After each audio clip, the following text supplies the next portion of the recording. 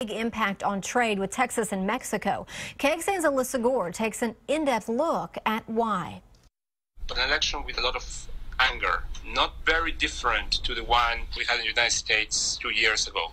That's what UT policy expert Cesar Martinez says. He's a Mexican-American citizen and traveled there with his family to vote. An effort to clean Mexican politics of what has been rampant, long-standing corruption. UT Public Affairs professor Jeremy Surrey says there's a lot at stake for foreign policy. The United States is embroiled in a set of very difficult negotiations with the Mexicans as well as the Canadians on the future of our free trade agreement. He's talking about NAFTA, which he says has created thousands of jobs in Texas. If this new leadership in Mexico pursues a harder line, as the Canadian government has, in responding to President Trump's threats, that could lead to the end of the free trade agreement. Surrey thinks it could mean thousands of fewer skilled workers to cities like Austin each year.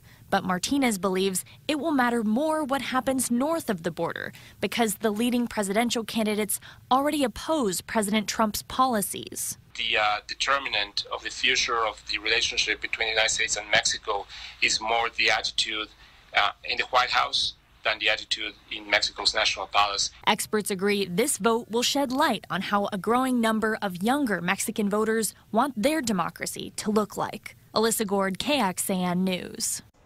And we called the Texas Association of Business. They say they are closely following the election as well, adding who is elected could shift everything from NAFTA to trade relationships.